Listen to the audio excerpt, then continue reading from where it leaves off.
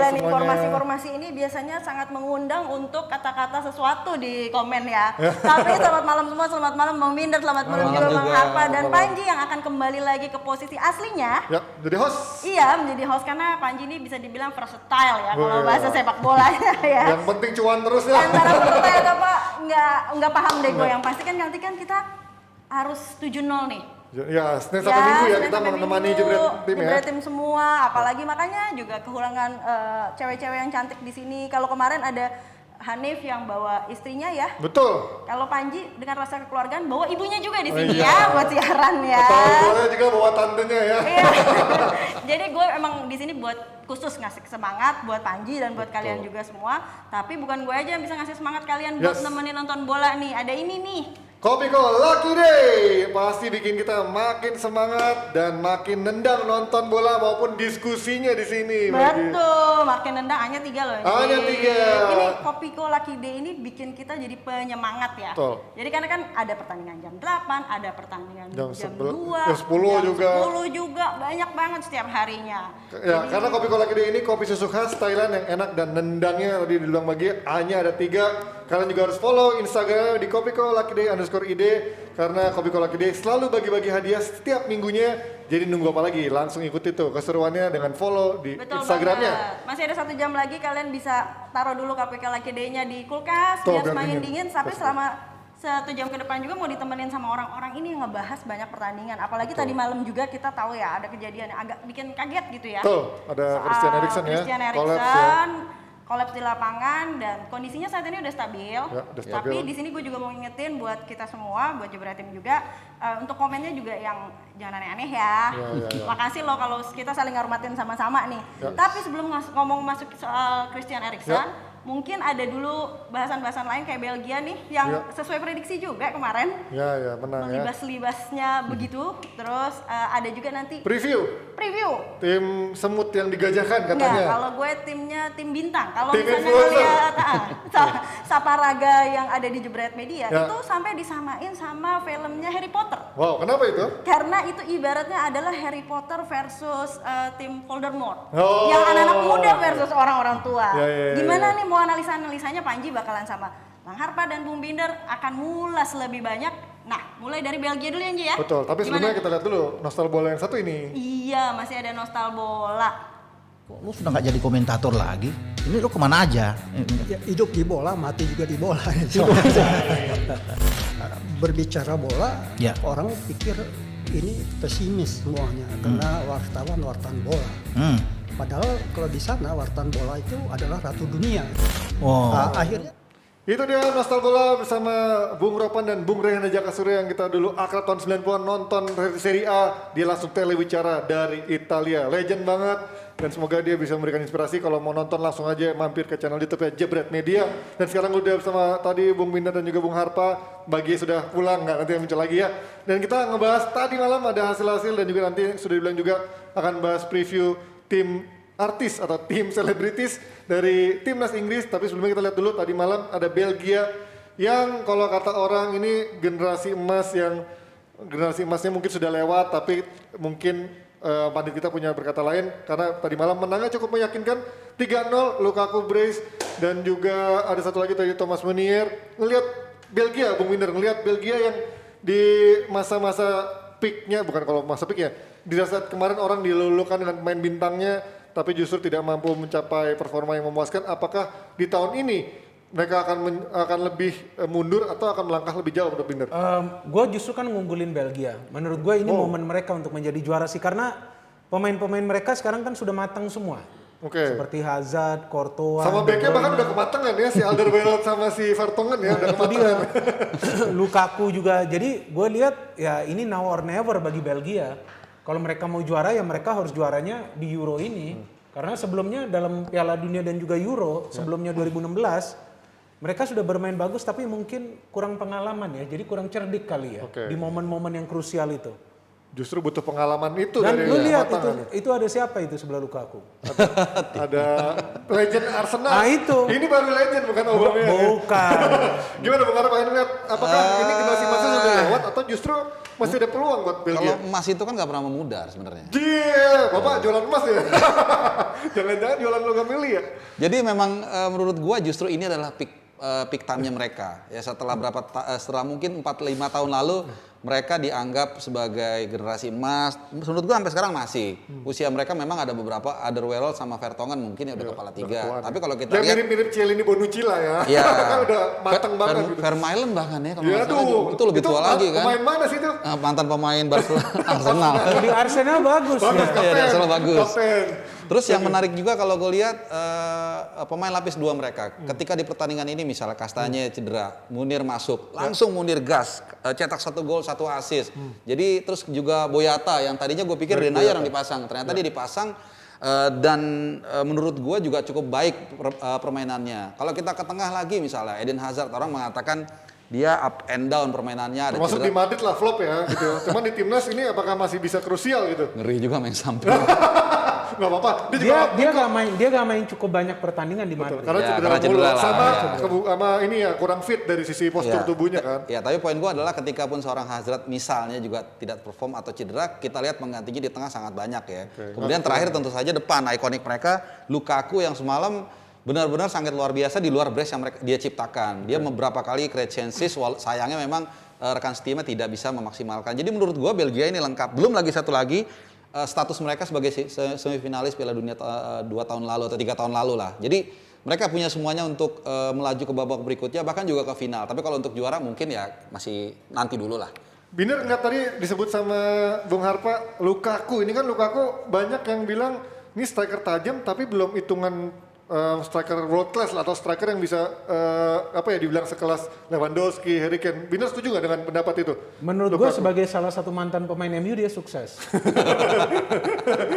karena dia bawa klub lain Inter Milan menjadi Roberto juara. Carlos sukses banget dari Inter tuh kemarin. Artinya dia bawa Inter Milan menjadi juara. Iya. Dalam 2 musim terakhir dia menjadi top scorer. Bahkan sebelumnya udah lama nggak juara lagi Internya Itu ya. dia. Udah itu dalam 2 musim terakhir dia bersama Inter lumayan bagus lah, menantang Juventus. Ada masuk ke final Europa League. Ya, 2 tahun Jadi lalu ya. artinya memang ini pemain ya kalau di Inter sudah menjadi pemain bintangnya. Karena kalau tanpa Lukaku ya gue gak yakin si Inter akan menjadi juara. Cuman hanya mengandalkan Martinez. Betul. Jadi memang Lukaku ini krusial perannya, cuma gue nggak tahu nih dia nanti kalau di pertandingan yang penting Krusial, seperti ya. semifinal, Kenapa ya kita jangan ngomong final dulu deh, semifinal, dia bisa perform nggak? Kalau dia bisa perform di momen-momen krusial seperti itu, baru dia membuktikan strikernya top class gitu ya. Baru menurut gue dia bisa dikatakan world class. Sekarang sih betul top class, karena dia sudah banyak bisa mencetak gol di Serie A, walaupun itu Serie A yang banyak yang bilang nggak sekompetitif sebelumnya. Betul. Tapi still mereka kan tetap dominan. Mereka bisa mengalahkan Milan. Mereka sempat juga mengalahkan Juventus. Jadi artinya tim ini dengan Lukaku sudah bisa diandalkan. Cuman momen krusial itu. Karena Piala Dunia 2018 semifinal dia nggak bisa apa-apa. Mau dia lawan tim yang kuat juga. Bener. Di MU pun juga beberapa kali di pertandingan yang justru menentukan dia justru ngilang gitu Itu kan. kan di MU. Di Inter pun juga gitu. Tim yang bermasalah. Di Inter juga gitu. Di Inter dia cetak gol. Enggak, maksud gua Inter di turnamen yang menentukan. Kalau dia kan kalau liga kan memang mungkin konsisten gitu panjang. Kalau turnamen dia seringkali hilang di MU pertandingan Bruno penting. Fernandes lu lihat waktu final kemarin. Ya, Nggak bisa ngapa-ngapain. capek dia kan? capek di forsir gitu kan. Gimana Bang Tapi Arman? ya kalau kita ngomong striker ini atau bahkan secara umum deh pemain, kadang-kadang memang susah untuk kita mengatakan ini legend, world class apa enggak. Kita lihat Giro misalnya, Wih. skillnya seperti apa, tapi trofinya Liga Juara Champions, dunia. Piala Dunia gitu. Jadi Itu namanya hoki.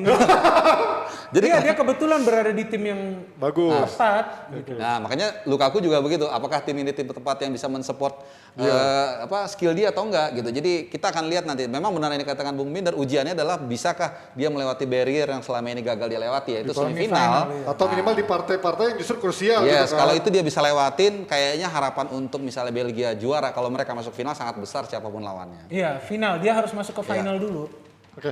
Nah ini Lukaku tadi malam cetak brace dan juga selebrasi untuk solidaritas teman setimnya di klub Christian Eriksen yang kemarin kolaps di pertandingan Denmark lawan Finlandia. Dan ini dia Chris tetaplah kuat, saya menyayangimu.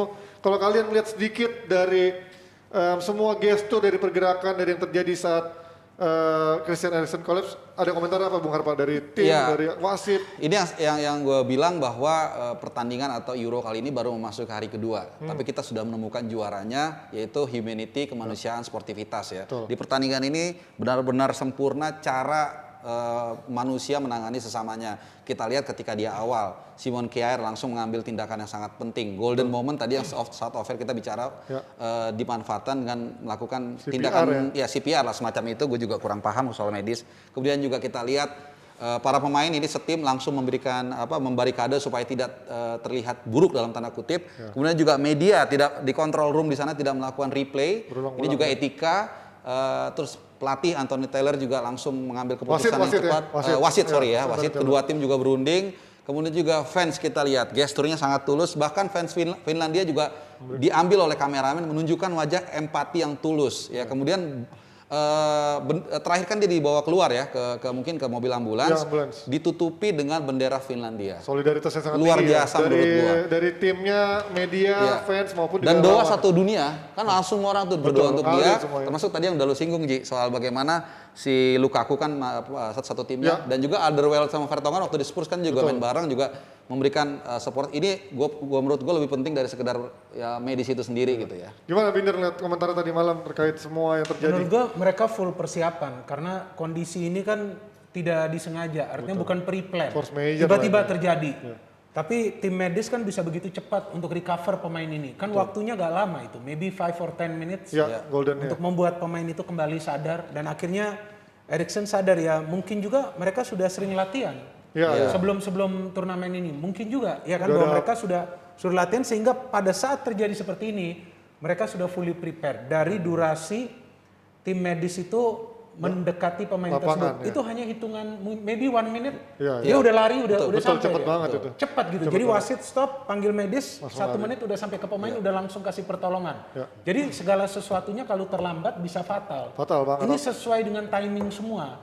Dan yang paling kita bisa pelajarin di sini ya bagaimana kita juga walaupun kita bukan pemain profesional sepak bola kita juga harus menjaga kondisi kita.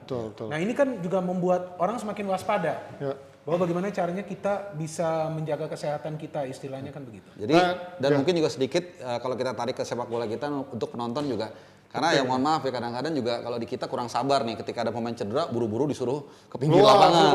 Itu kejadian. Kalau kemarin enggak. Justru mereka kasih respect gitu. Itu aja sih paling. Bahkan pada saat dirawat gak dikasih keluar dari lapangan. Karena penanganan bersama itu yang paling penting. Nah ini update terakhirnya kan emang tadi Bung Harpa udah sampai bilang Eriksen sudah sempat siuman dan dibawa ke rumah sakit pakai ambulans.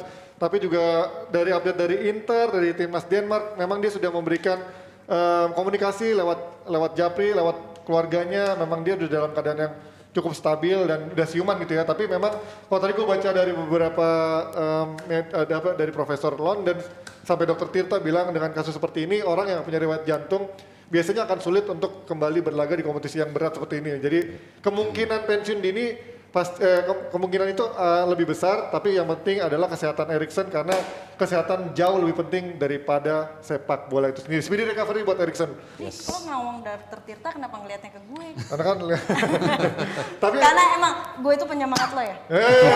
Enggak. Penyemangatnya tetap kopi Kolaki deh, kopi asli Thailand ya? Kopi khas Thailand ya? Kopi khas Thailand. Nah yang buat nyemangatin juga kita ntar malam masih 1 jam lagi, jam 8 ada pertandingan siapa aja nih?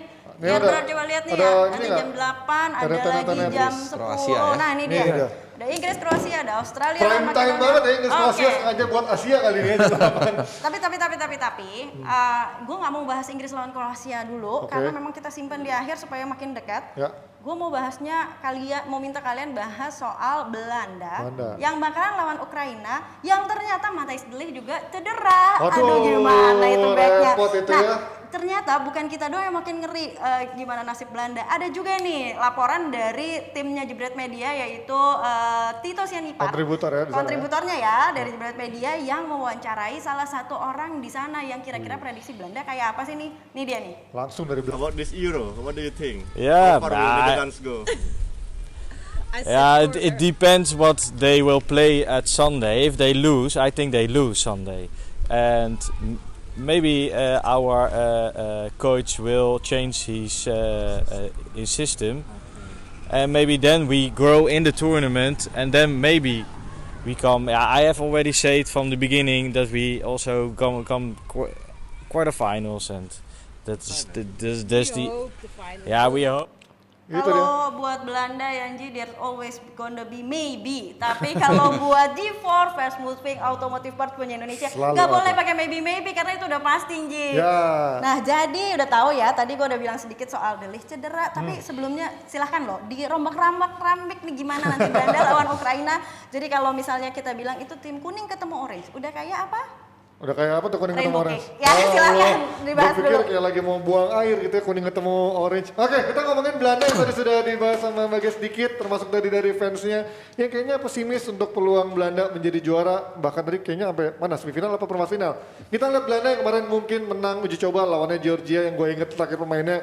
Sebaya ini ya, beberapa hasil uji coba, tapi yang gue sedikit khawatir ketika kemarin dilatih Koeman, ada sedikit harapan untuk pemain-pemain yang gue bilang nggak ada satupun pemain yang bisa dibilang superstar gitu ya, apa benar-benar world class. Paling Virgil van Dijk bisa dibilang tapi nggak ikutan. Main-main lainnya di ujung tombak hampir nggak ada yang benar bilang world class. Sekarang pelatihnya juga pelatih yang kurang pengalaman di level tertinggi lah. Frank de Boer mungkin pernah bisa juara cuma Ajax doang. Ini kalian melihat mereka menghadapi Ukraina dengan skuadnya sekarang seperti apa? Bung Indra dulu apa Bung Harpa dulu melihat Belanda ini? Kalau gue gak sepakat dengan apa yang lu ngomong gak ada pemain world class Siapa di Belanda. Itu Wijnaldum direbutin Barca sampai PSG. Gue gak bisa bilang dia world class sih, gimana ya? Karena kadang world class ada De Bruyne gitu, masih ada yang di atasnya dia gitu. Kalau pemain bisa diperebutkan oleh dua klub besar, artinya dia sudah masuk kategori pemain top. Oke. Pemain top yang sudah bisa bermain di level dunia, ya kan di level Piala Dunia, dan Wijnaldum punya pengalaman itu. Jadi gue pikir bahwa peran Wijnaldum ini sangat penting sebagai pemain yang akan berada di tengah. Karena Belanda selalu dari event ke event itu punya pemain-pemain hebat di lini tengah. Schneider sebelumnya pernah juga, Gullit sebelumnya pernah, ada Van Bommel juga sebelumnya, banyak lah pemain-pemain mereka. Siapa lagi tuh, De Jong. Banyak. Pernah Van der Vaart, Van der Vaart. Nah, Asik, Van der Vaart. Jadi gue melihat bahwa peran Wijnaldum ini sangat penting dan krusial di tim Belanda ini, apalagi pelatihnya ini kan kita tahu lagi punya kesulitan nih. Ya gue nggak tahu apakah ini dari taktik atau juga mungkin kita belum tahu hubungan dia dengan pemain, karena masalah Belanda itu selalu internal friction. Itu sering terjadi antara pemain dan juga pelatih. Kalau itu bisa dijaga, Wijnaldum bisa bagus dan De Boer juga bisa pakai taktik. Ya seperti biasa maksimal final tapi gak juara. Ya. Nah tadi gue lanjutin, kalau kita bicara Wijnaldum dulu deh sebelum kita ke taktik atau formasi. Memang kalau kita bicara pemain world class ini tergantung dari mana kita melihat ya. Tadi yang Bung Mir katakan ya, kalau lu seorang pemain di perebutan Barca PSG memang ya sulit untuk Dan mengatakan juara Champions. Tapi memang gaya bermain Wijnaldum ini kan gaya pemain yang suka mencuci piring ya istilahnya ya. Jadi bukan pemain yang eksplosif, yang kelihatannya kayak Sergei Busquets lah. Ya kan sebenarnya kan dia perannya penting, tapi memang tidak eksplosif ya. Nah itu soal Wijnaldum. Gue pikir dia akan menjadi pemain penting di lini tengah Belanda. Yang kedua, formasi Belanda ini yang dibawa De Boer memang agak absurd ya kalau kita lihat. Mungkin menurut gue hanya pemain tengah yang agak fix. Frenkie de Jong, Wijnaldum, De Roon mungkin. Ya De Roon karena akan ada bertahannya di situ. Penting, kalau nggak ada susah juga.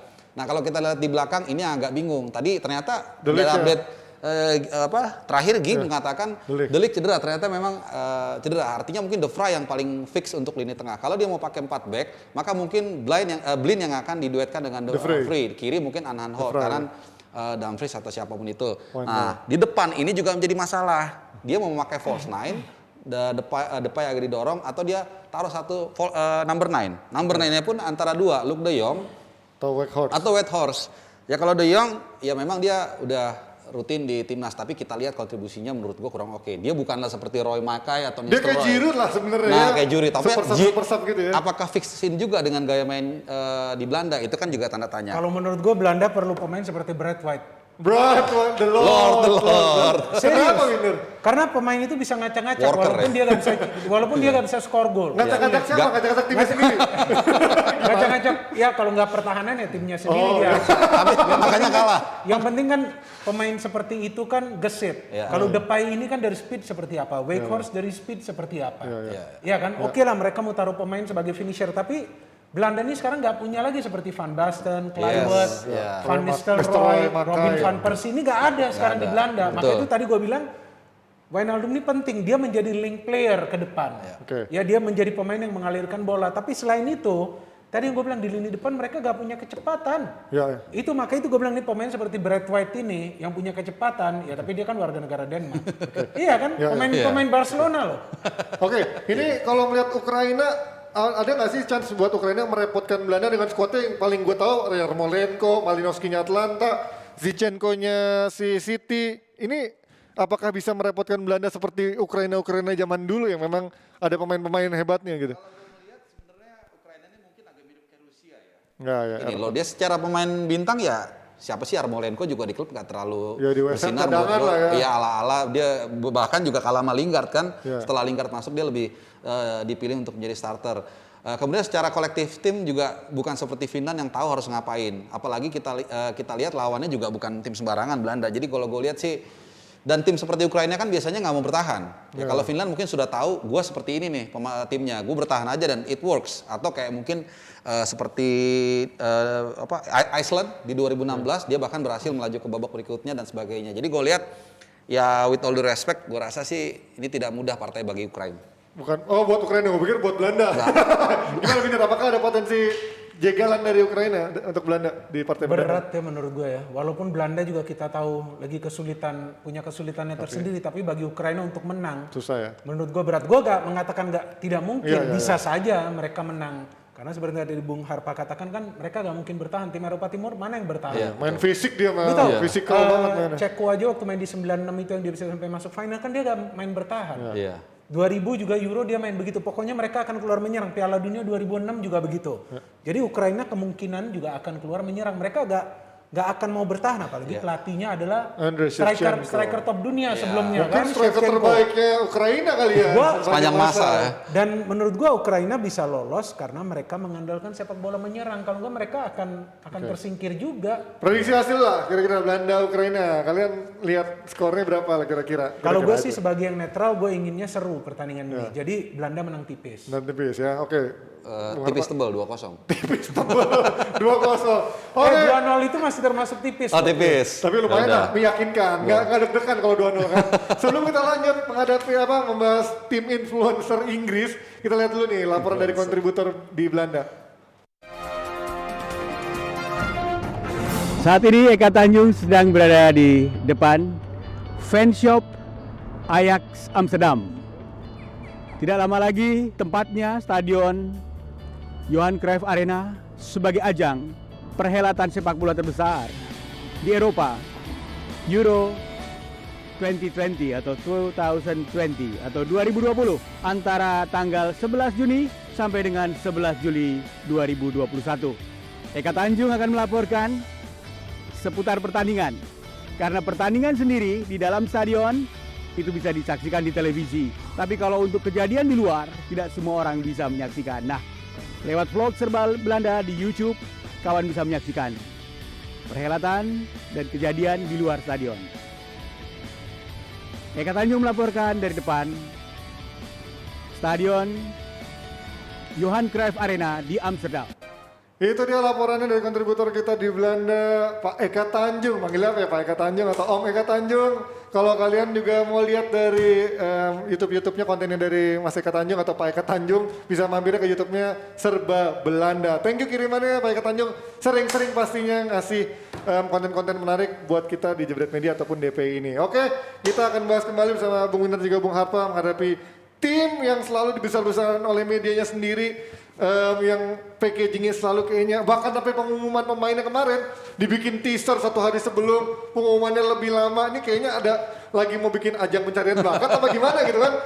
Inggris ini kan begitu fenomenal, harga-harganya pemainnya selalu bisa nembus di atas harga pasaran. Harry Maguire, Sancho bahkan kemarin tahun lalu tembus 120 juta.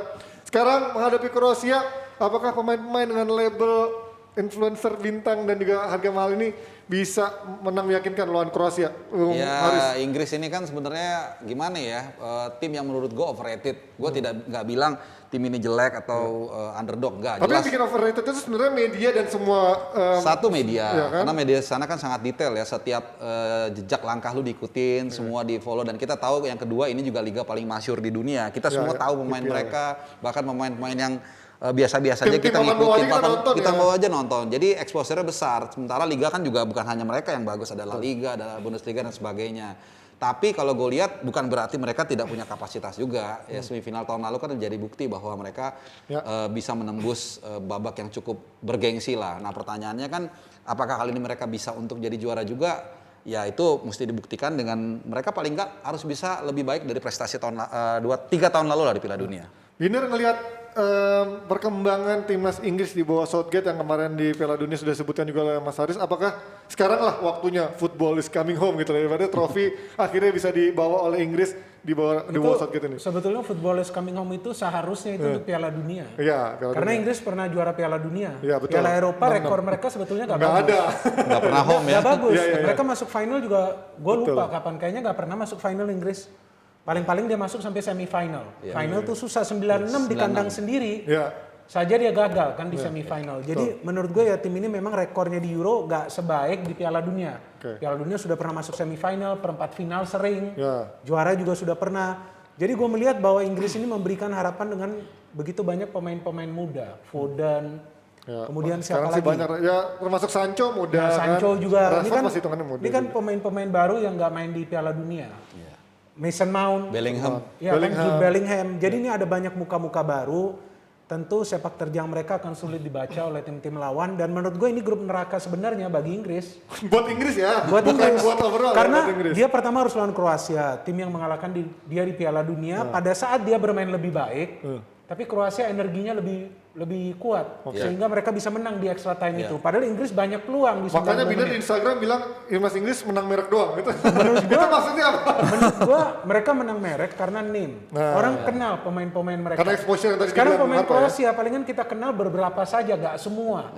Tapi pemain-pemain Inggris kan hampir semua kita kenal karena kita tahu mereka dari exposure di media. Betul, dari Nah klub-klub intinya kecil bahwa juga. bagi Inggris mereka perlu memahami bahwa mereka punya tim-tim lain di grup ini. Mereka akan hadapan seperti Skotlandia yang mau kalah lawan Kroasia, kalah lawan tim lainnya gak masalah, tapi akan pasti persulit Inggris. Lawan Inggris sudah ada rivalitasnya ya. Czech Republic itu juga gak tahu kan seperti apa nanti pola permainan mereka. Jadi kalau Inggris bisa menang lawan Kroasia dan lolos dari grup ini, baru gue kira mereka ada peluang. Pokoknya mereka lolos dulu dari grup. Langsung kita membedah dari skemanya. Ini kita dari tim Jebret sudah membandingkan dua formasi perkiraan yang menurut kalian ada versi 4-3-3 atau versi 4-2-3-1. Nah ini mungkin versi 4-3-3 ya yang ngelihat memang Sancho, Foden, Kane, terus juga Phillips gelandang bertahannya sama Rice, gelandangnya 3 Rice, Phillips dan juga Mount. Ini kalian apa yang nggak setuju? Mungkin dari Bung Harpan dulu, dari back, tengah atau striker? Kalau gue lihat kalau 4 back mungkin ini udah menjadi pakemnya Inggris ya, kecuali ada perubahan yang drastis. Kalau kita lihat Kiper mungkin diganti nggak? kiper ini ganti lah itu. Maksudnya oke lah kalau nanti 4 tahun lagi mungkin dia Pickford. Menurut gue saat ini dia menjadi pilihan yang paling realistis di bawah Mister Gawang. Di tengah Johnston juga kita udah lihat permainannya konsisten dengan Ruben Dias di City. Nah duetnya ini kan tergantung apakah dengan Tyrone Mings atau dengan Maguire. Kalau Maguire nggak fit mungkin Mings ya Betul. pasti ya. Nah kirinya mungkin gue yang agak mendukung pemain dari Mas Panji ini, Luke Shaw ya. Gue lebih prefer Luke Shaw daripada Chilwell. Beda sama Jose Mourinho ngatain Luke Shaw ya. Nah kalau di kanan mungkin kalau ada TAA jelas gue akan tanpa bingung akan mengatakan TAA. Tapi mungkin dengan nggak adanya dia ditaruh Kyle Walker. Nah kalau di tengah Mason Mount ini gue juga kita lihat kreatif banget dan juga ya udah membuktikan ya di Piala Champions bagaimana asisnya ke Kai Havertz. Declan Rice sebagai pivot. Nah di depan mungkin yang Harry Kane yang mungkin kita sepakat, tapi duetnya ini kalau menurut gue lebih prefer mungkin Rashford ya yang ada di kiri mengisi Fodennya mungkin digeser ke kanan. Itu kalau gue. Kalau Winner dari formasi Inggris ini apa yang mau dirubah dari main-mainnya ataupun? Gue sebetulnya pengennya Lingard yang mainin. Nggak ada. Itu Pengen dia. ya, harapan ya. Boleh. Sayang kan, karena itu pemain bagus di Piala Dunia juga dia main bagus. Dia dibilang karirnya sudah habis, dia tidak akan berkembang kalau pindah dari MU. Ternyata dia dipinjamkan West Ham berkembang. Itu menandakan bahwa dia ada winning mentality. Artinya dia nggak mau kalah dengan situasi yang dia hadapin. Dia bisa melakukan perubahan itu. Jadi seharusnya jika dia main itu akan memberikan peluang lebih besar bagi Inggris untuk mencetak gol selain mengandalkan Kane. Sekarang kalau kita katakan Foden bukan regular goal scorer di City. Betul. Dia masuk secara tiba-tiba kalau dia dapat ruang tersebut. Tapi dia akan create. Sancho juga sama. Jadi praktis hanya Kane. sekarang Kane ini di Piala Dunia ini udah tampil bagus, pasti dia akan dikawal ketat. Iya, pasti. Maka itu gue pikir bahwa peran dari Mount ini, Mason Mount dari ini lini penting kedua banget. penting ya. Karena sekarang Inggris punya pemain yang ya kalau menurut gue sih dari cara dia bermain ini bisa bermain kreatif, bisa bermain defensif juga. Jadi ini pemain serba bisa di lini tengah. Gue melihat Mason Mount key playernya Inggris. Sama kalau gue lihat juga mungkin ada opsi lain ya. Ini memang mungkin agak nggak umum menduetkan Kane sama Calvert-Lewin. Gue tahu orang mungkin Itu lebih mengatakan bagus. Kayak zaman dulu banget ya striker klasik diduetin betul. Italia zaman dulu gitu. Emang sekarang nggak terlalu banyak ya, bahkan kan false nine. Cuman kalau gue lihat dari gaya permainan Kane kan sekarang banyak agak turun tuh dia. Nyari bola. Dia tukang asis juga. Tukang asis pemantul juga. Berapa kali dia dapetin free kick dari pemantul dan English commentary berapa kali mengatakan clever move. Nah, sedangkan Calvert-Lewin lebih kepada tap in. Gol-golnya di Everton kan tuh luar biasa kan, di positioningnya oke, cuma 1 sentuhan gol. Jadi menurut gue bisa juga pakai 2 striker.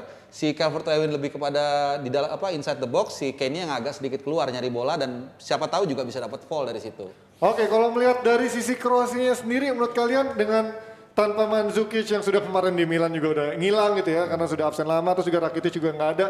Dengan squad sekarang menurut kalian akankah lebih berbicara banyak termasuk memberikan ganjaran buat Inggris nanti?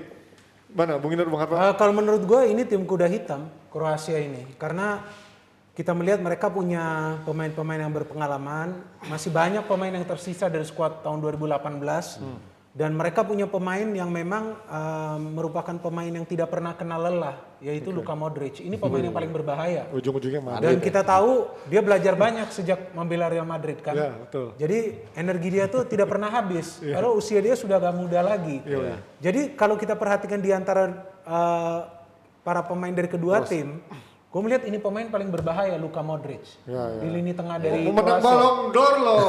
Dan dia sudah menjadi pemain terbaik dunia juga. Jadi wajar Jadi dibilang. pemain ini punya mental tersebut. Ya selain juga tuh ada Kovacic, pemain Brozovic, Chelsea, Kovacic. Kalau Rebic gak masuk hitungan lah. Rebic kalau di Milan bagus. Perisic bagus jadi cadangan. Rebic kalau ada Kalhanoglu, bagus itu. Sama kalau gue ngelihat juga dari luar dari sisi non teknis ya, kadang-kadang sepak bola kan gitu. Misalnya Jerman gitu, mau sebagus-bagusnya dia, tapi kalau ketemu Italia kan selalu susah ya, kecuali 2016 dia akhirnya bisa kayak menang. zaman dulu Brazil ketemu Norwegia tuh suka susah kan zaman kayak dulu. gitu-gitu. Nah kalau gue lihat, MU ketemu Arsenal. Aduh, tapi kalau zaman Ferguson enggak, gampang Ferguson bilang. Arteta kan, cuman bisa menangin lawan MU. Akhirnya menang ya. Gimana lanjut, Nah jadi kalau Kroasia kan sama Inggris, gue ingat dengan peristiwa tahun 2007 ya, ketika saat itu Kroasia udah juara grup di kualifikasi Euro, ketemu sama Inggris di Wembley dan mereka hanya butuh hasil imbang, ternyata mereka kalah. Jadi gue lihat ini bisa jadi di luar tadi non teknis yang Bung Binder terangkan ya, tapi ada jinx yang mungkin ketika setiap ketemu Kroasia selalu sulit. Nah ini juga gue rasa bisa dihukum. Dan yang jadi masalah tadi yang dikatakan juga, setelah ini mereka akan menghadapi Skotlandia. Berat. Itu berat juga. Ada gengsi Britania itu ya. Itu luar biasa. Boleh kalah dengan tim lain tapi jangan dengan Inggris. Gak akan mau kalah lawan Inggris. Oke, langsung prediksi Inggris Kroasia nanti malam. Walaupun gue gak mengunggulkan Inggris, gue mengunggulkan Belgia, tapi menurut gue di game lawan Kroasia ini mereka akan menang. Karena sebenarnya hati pengen Inggris cuman Bukan, kenapa menurut gue mereka akan menang? Karena sebetulnya kali ini banyak perubahan di skuad mereka. Beda dengan Kroasia gak banyak perubahannya, hampir semua pemain yang sama mereka andalkan, gak sebanyak Inggris. Justru kehilangan beberapa skuadnya ya. Dan Inggris di 2 pertemuan sebelumnya lawan Kroasia yang mereka kalah itu, sebetulnya they were the better team. Ya, tapi tapi nggak beruntung aja. Mungkin lucknya belum ada. Kalau dia sampai kalah ketiga kali, ya memang udah jangan ketemu Kroasia aja lagi. Iya udah jangan ketemu kayak dulu lagi. Arsenal ketemu Munchen ya, selalu kalah kalau di Liga Champions. Kalau Bung Arpa prediksi? Gue lihat Kroasia datang ke turnamen ini lebih rileks ya. Mereka nggak diunggulin, itu jadi kelebihan buat mereka. Inggris disorot media diekspos begitu luar biasa. Menurut gue Kroasia. Wow, anti mainstream ini. Kita lihat nanti seperti apa nanti malam. Dan setelah kita berdiskusi panjang dan juga ada prediksi dari 2 pandit kita hari ini, kita akan memanggil hari ini untuk menganalisis dan juga menyimpulkan semuanya. Popon Kerok, monggo Popon, silakan masuk, tepuk tangan dulu dong. Popon Kerok. Selamat malam. Aduh, kuat gue bisa biar kuat gitu kan. Sini nih gitu, biar enak gitu kan. Kesimpulan ya? Kesimpulannya udah kayak ini. Kesimpulan yang terakhir tuh soal Inggris ya. Memang saya setuju dengan omongan Bang Panji, Bung Mir, Bung Harpa tuh Inggris tuh selalu dibesar-besarkan media. Tapi selain faktor media juga memang ada faktor kayak itu negara penemu bola gitu. Nah, itu dieksklusifkan gitu dia, negara penemu bola tuh. Kalau kita ibaratkan kayak main bola di kampung tuh dia kayak kalau kita main bola dia yang punya bola gitu. Walaupun nggak jago dia akan tetap main, tetap ngatur-ngatur gitu. Betul. Ya biarin aja lah namanya yang punya bola. Dan gitu emang kalau ini dilihat Inggris tuh karena medianya mengeksposur pemain terkenal semua, jadi kayak fokusnya tuh pemainnya terkenal udah pasti jago belum tentu gitu kayaknya. Ya jadi kalau disamain timnas Inggris tuh sama kayak di sini Celebrities FC. Kan sama tuh, terkenal udah pasti, jago boro-boro.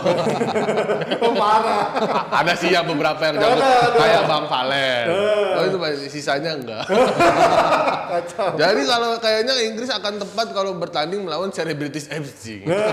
Jadi nanti bisa tuh Foden digolin sama Vicky Nitinegoro. Perang bintang gitu ya. Atau Bang Valen di tengah berhadapan dengan Henderson. Kayaknya nggak fokus main, malah ribet minta tanda tangan. Karena fans Liverpool kan. Terus mengenai Euro ini juga saya mau berbicara tentang arisan Euro ya. Kemarin kan Oki ngomongin soal taruhan. Jadi di sini juga ikut arisan di jebret tim nih, barengan jebret teman-teman jebret arisan kebetulan dapat negara Perancis. Sangat laki. Mantap. Karena laki saya minum dulu. Kopi kok lagi deh. Masuk, angkat dikit dong, ketutupan. Masuk, gitu kopi kok lagi deh. Mantap, enak apa Bon? Enak. Semangat pasti langsung. Semangat, laki banget saya dapat Perancis. Bisa aja. Tapi ada sedikit cerita Bang Panji. Jadi begitu ini dikabarin sama Bang Geri di grup. Pon mau ikut arisan Euro gak? Saya belum balas mau ikut atau enggak, tiba-tiba udah dikirim lagi. Lu dapat Perancis Pon katanya. Wah, bimbang dong. Masa iya jawab enggak? Tapi sebenarnya saya sama istri saya nggak boleh ikutan arisan-arisan kayak gitu. Kenapa Pon? Ya nggak boleh aja. Ikutan arisan gitu. Saya bingung kan karena dapat Perancis. Akhirnya saya ngomong ke istri saya. Tapi dapat Perancis nih. Tahun lalu Piala Dunia, 2 tahun lalu Piala Dunia juara, peluang besar. Akhirnya boleh sama istri saya. Memang istri saya tuh menganut paham arisan-arisan taruhan itu nggak boleh kalau peluang menangnya kecil. Kalau besar ya boleh. Kalau ngomongin juga soal Euro itu dia selalu Euro Piala Dunia itu digelar selalu di tanggal 11 Juli 11 Juni sampai 11 Juli itu rutin tuh. Memang mungkin filosofinya karena 11 pemain gitu. Tapi saya bingung kenapa nggak dilakukan di 11 November. Nah, 11 kan? Mungkin takut bentrok sama Shopee Day. Takutnya kalau bentrok sama Shopee Day nanti begitu juara pialanya dikirim lewat Shopee COD. Free ongkir. Itulah tadi kesimpulan saya soal Euro. Luar biasa. Pasti lucu banget ya, makin sering dipanggil jawabnya makin banyak. Itu dia analisa dari Popon yang paham banget soal Euro. Thank you juga buat Bung Minder dan juga Bung Harpa yang sudah meramaikan diskusi di tengah weekend ini karena DPI akan hadir Senin sampai Minggu untuk menemani kalian di Tim sambil nonton Euro nantinya. Dan pastinya thank you juga buat Kopi Lucky Day yang sudah membuat kita makin semangat dan GeForce yang selalu menemani kita. Dan sebelum kita pamit, pastinya gue juga mau ngasih tahu sebelum kita pamit nanti di penghujung episode ini akan ada analisa langsung dari host DPI juga yang langsung ada dari Inggris sana yang bekerja di yang pemegang langsung hak siarnya dari Euro di Indonesia. Ada Aldi Bawazir. Silakan Aldi dan kita pamit juga buat Jebret Tim. Sampai ketemu besok. Bye bye. Hai, gue Aldi dan sebelum gue bahas soal preview Inggris dan Kroasia, gue pengen memberikan doa dan harapan terbaik untuk Christian Eriksen dan timnas Denmark yang kemarin menghadapi cardiac arrest. Semoga yang terbaik bagi Christian Eriksen dan keluarganya. Dan kembali lagi kalau dibahas soal preview Inggris dan Kroasia, ini bakal tercipta banyak sekali angle. Mau dibahas dari apanya dulu nih. Dan yang perlu kita ingat adalah Inggris nggak pernah menang di 8 kali opening turnamen. Maksudnya dalam 8 kali turnamen Inggris nggak pernah menang di pembukaan atau di opening game, di game pertama. Itu harusnya menjadi catatan tersendiri. Mengapa? Apa Inggris telat panas? Ataukah Inggris adalah tim dinamit sebenarnya itu bakal tercipta nanti malam, di mana Gareth Southgate yang akan menjadikan laga nanti malam juga sebagai penebusan dosa dari kejadian Euro 96. Ada apa di Euro 96? Di saat semifinal menghadapi Jerman, adu penalti, skor 1-1. Gareth Southgate gagal mencetak gol dan akhirnya Inggris harus gugur di semifinal di hadapan fans tersendiri di Wembley, dan itu menjadi luka tersendiri. Gareth Southgate sudah mengakui emang itu tidak mudah bagi dia dan melupakan momen itu. Dan seperti sudah tertulis di bintang, tertakdirkan dengan sangat amat baik bahwa Inggris punya kesempatan untuk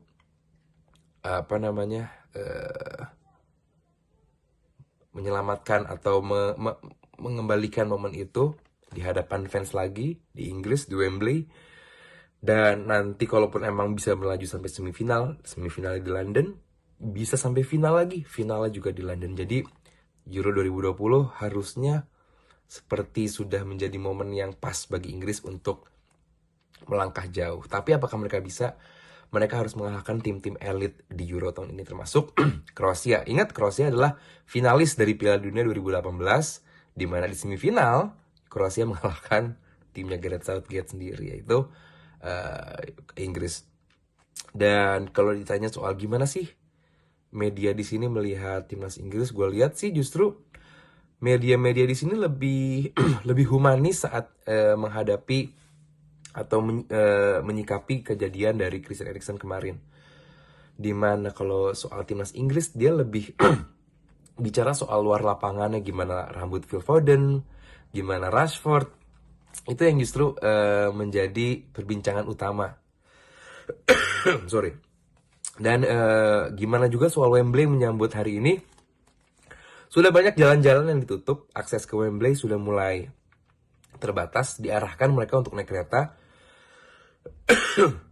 Kalau naik mobil dari beberapa tempat hanya lewat satu jalan tol, jadi ada 3 atau 4 jalan tol yang menuju Wembley, cuma satu doang, 40, yang lainnya sudah ditutup.